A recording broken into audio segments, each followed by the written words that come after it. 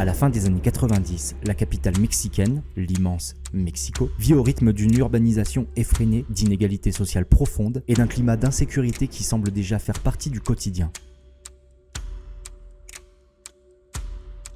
Mais au milieu des homicides ordinaires, une série de crimes va provoquer une inquiétude particulière. Parce que les victimes ne sont ni des figures du crime organisé, ni des cibles de règlement de compte, mais des femmes âgées vivant seules, retrouvées mortes dans leur propre appartement, sans trace d'effraction, comme si elles avaient ouvert la porte volontairement à leur assassin.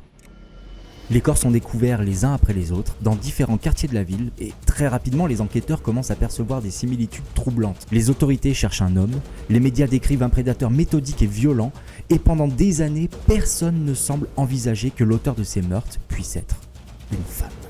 Hola todos, c'est Nito, j'espère que vous allez bien et aujourd'hui je vais vous raconter l'histoire de la pire tueuse en série de l'histoire du Mexique. Je vais vous raconter l'histoire de Juana Samperio, alias la Mata Viejita.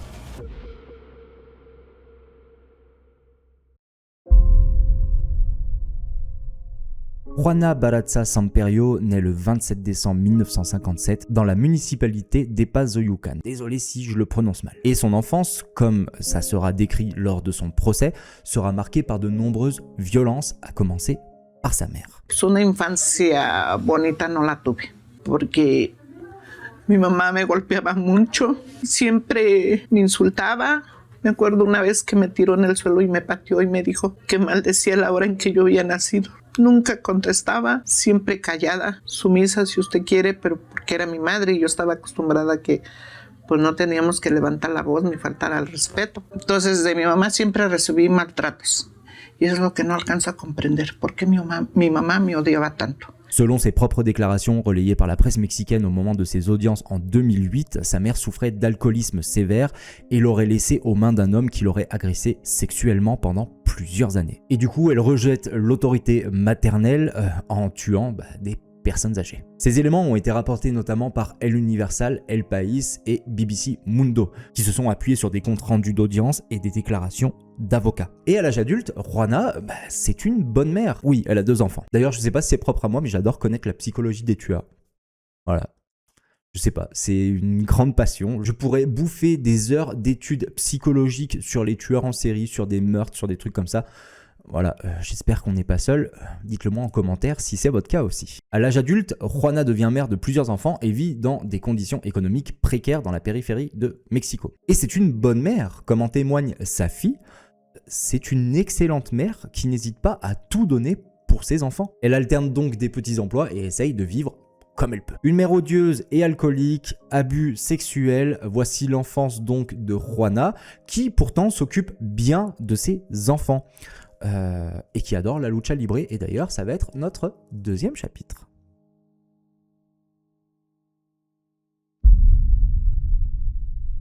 D'ailleurs, pour ceux qui ne connaissent pas la lucha libre, c'est vraiment une discipline ultra populaire au Mexique. Petite parenthèse, mais j'ai fait mon premier combat de lucha libre, alors pas moi, mais j'ai assisté à un combat de lucha libre, et en vrai c'est super, c'est spectaculaire, c'est génial. Pour faire court, la lucha libre, c'est du catch plus théâtral, plus coloré, plus folklorique. Ça voltige dans tous les sens, c'est exceptionnel, c'est spectaculaire.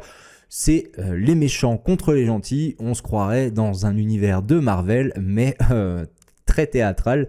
Et c'est vraiment un monde à part et c'est génial. Moi j'ai adoré. Je vous l'ai dit, j'ai adoré, d'accord ? D'ailleurs, je ferai une petite vidéo là-dessus, donc voilà, n'hésitez pas à vous abonner. Bref, revenons. Elle adore la lucha libre et elle combat avec le nom de la Dama del Silencio. Littéralement, la Dame du Silence. Du coup, elle développe une carrure athlétique très importante, elle est très imposante et c'est un détail que la police va recueillir au cours de plusieurs témoignages, c'est qu'il cherche quelqu'un de très robuste. Elle monte sur des rings locaux dans des salles très modestes de Mexico, affrontant d'autres lutteuses dans des combats scénarisés mais physiquement exigeants, où la résistance, la force et l'endurance sont essentielles. D'ailleurs, des archives télé et des témoignages recueillis dans le documentaire The Lady of Silence, diffusé sur Netflix, montrent une femme au gabarit solide, déterminée, habituée à encaisser les coups et à maîtriser des techniques d'immobilisation. Regardez ce reportage pour compléter cette vidéo, vraiment c'est un bijou. Et cette double vie entre lutteuse le soir et mère de famille le reste de la journée, et bah ça reste un contraste très particulier, vous ne trouvez pas? D'un côté, elle est là pour casser des gueules,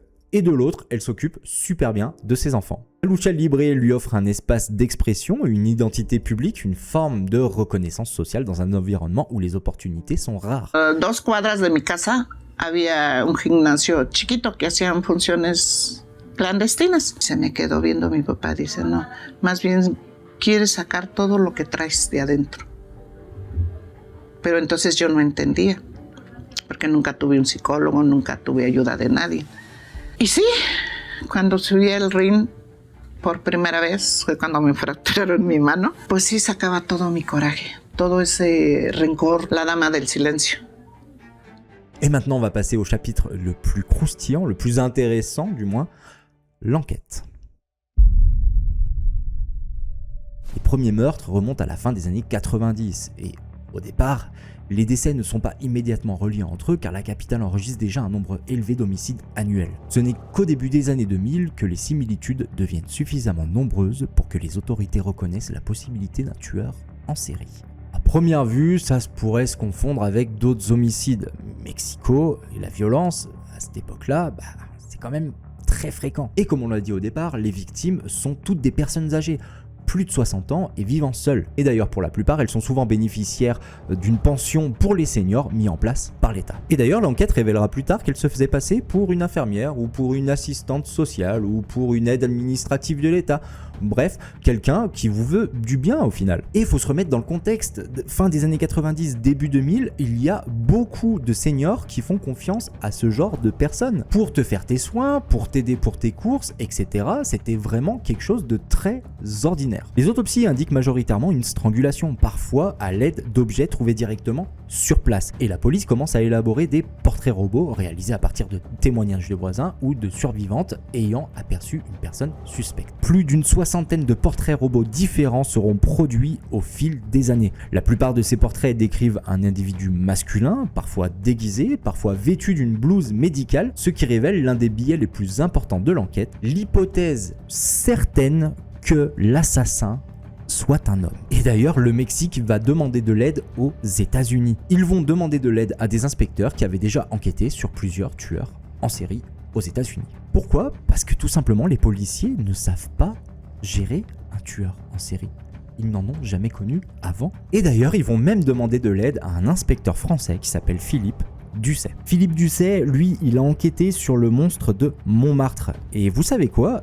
Le point commun entre elle, Juana, et le monstre de Montmartre, c'est qu'ils tuent tous les deux des personnes âgées. Il va donner des cours en anglais aux enquêteurs pour qu'ils puissent être formés et essayer de la choper le plus vite possible. Et d'ailleurs, quelque chose de très formel chez les tueurs en série, il y a 3 étapes. L'observation, la sélection et la séduction. Et surtout, ce qui rend l'enquête difficile pour les inspecteurs, c'est qu'au Mexique, ils sont très familles. Les proches en général sont là pour les défunts, que ce soit pour leur mère, leur grand-mère ou leurs arrière-grand-mères, et du coup commencent à nettoyer le corps, à ranger par dignité pour la personne qui est décédée. Le problème, c'est que ils effacent les empreintes, ils déplacent des objets, et c'est impossible pour les policiers d'enquêter correctement. La pression médiatique devient de plus en plus intense à mesure que les victimes s'accumulent, et les autorités promettent publiquement des avancées, tandis que la population exprime sa peur, notamment parce que les crimes ciblent des personnes âgées perçus comme particulièrement vulnérables. Et d'ailleurs, c'est limite si le gouvernement ne demande pas aux personnes âgées de rester chez soi, cloîtrées et de ne répondre à absolument personne. Les critiques se concentrent aussi sur la sécurité des programmes sociaux, certains accusant indirectement le gouvernement local d'avoir facilité l'accès aux victimes en diffusant des informations publiques sur les bénéficiaires. Au fil du temps, les enquêteurs commencent à analyser la répartition géographique des crimes et constatent une concentration dans certaines zones de Mexico, ce qui permet de cartographier les déplacements probables du suspect. Des analyses d'empreintes digitales et des corrélations médico-légales commencent à rapprocher plusieurs dossiers, créant enfin un faisceau faisceau de preuves cohérent. Ce type d'analyse, bien que standard pour les enquêtes criminelles modernes, prend du temps à être validé, car les meurtres ne surviennent pas de manière régulière et chaque scène est d'abord traitée séparément. Et Juana d'ailleurs, quand on dit qu'elle l'étrangle directement chez l'habitant, elle prend directement quelque chose sur place. Ça peut être un bandana, un cordon de rideau ou même un fil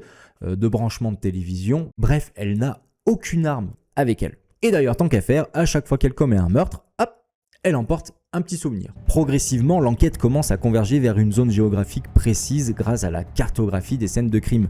Les analystes judiciaires notent que majoritairement des meurtres se produisent dans des zones urbaines intermédiaires, souvent à proximité de parcs publics ou de quartiers résidentiels modestes où les victimes âgées vivent souvent isolées. Et enfin, après des années de frustration, de fausses pistes, d'enquêtes parallèles, etc., l'enquête aboutit lorsque des preuves cumulatives permettent de lier plusieurs scènes de crime à une même personne par des empreintes, des objets retrouvés en possession de la suspecte et des témoignages lors de l'arrestation. C'est dans ce contexte que le travail policier finit par porter ses fruits. La lumière se fait progressivement sur une figure jusque-là insoupçonnée, une femme robuste qui correspond parfaitement aux éléments de l'enquête, ce qui sert d'introduction à l'arrestation, le prochain chapitre, sur cette interminable enquête.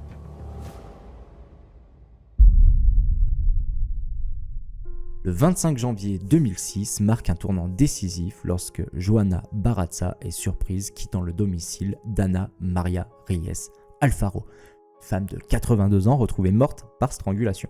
Oui, encore une fois. Et vous savez comment elle a été arrêtée ? Simple hasard.